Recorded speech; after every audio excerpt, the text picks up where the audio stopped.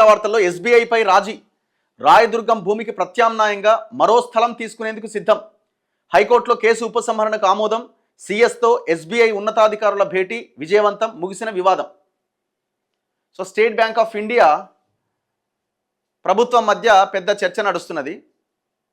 So ఈ నేపథ్యంలో ఈ రాయదుర్గం భూమి ఉంది కదా, 6 ఎకరాలకు సంబంధించిన భూమి, వాళ్ళకి హైకోర్టుకి వెళ్ళారు. హైకోర్టుకి వెళ్తే హైకోర్టు స్టే ఇచ్చింది. ప్రభుత్వానికి రేవంత్ రెడ్డి కోపం వచ్చింది.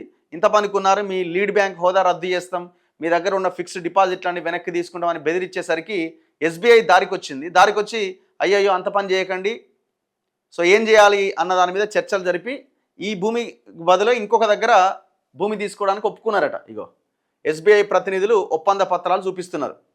రాయదుర్గం భూమికి ప్రత్యామ్నాయంగా మరో స్థలం తీసుకునేందుకు సిద్ధం, హైకోర్టులో కేసు ఉపసంహరణకు ఆమోదం, సీఎస్తో ఎస్బీఐ ఉన్నతాధికారుల భేటీ విజయవంతం, ముగిసిన వివాదం. హైదరాబాద్లోని రాయదుర్గంలో 5 ఎకరాల భూమి అంశంలో తెలంగాణ రాష్ట్ర ప్రభుత్వం, భారతీయ స్టేట్ బ్యాంక్ మధ్య రేగిన వివాదం సద్దుమణిగింది. ఎస్బీఐ రాష్ట్ర ప్రభుత్వంతో రాజీకొచ్చింది. రాయదుర్గం భూమికి బదులుగా ప్రభుత్వం మరో చోట ఇచ్చే భూమిని తీసుకునేందుకు భూ వివాదంలో హైకోర్టులో వేసిన కేసును ఉపసంహరించుకునే విధంగా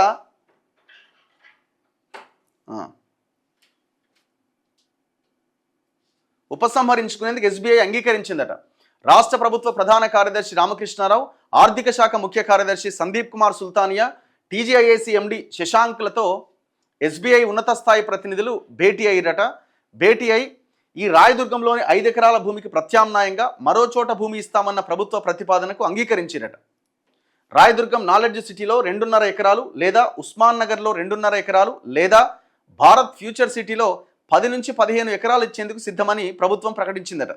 దీనికి అంగీకారం తెలిపిన ఎస్బీఐ ప్రతినిధులు బోర్డు ఆమోదం తర్వాత తదుపరి చర్యలు తీసుకుంటామన్నారు. హైకోర్టులో ఉన్న కేసును ఉపసంహరించుకుంటామని వెల్లడించారు.